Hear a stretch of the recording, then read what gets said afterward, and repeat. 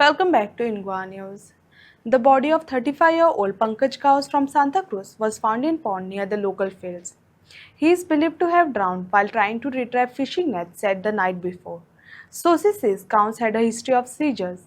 Old Goa police are investigating the incident.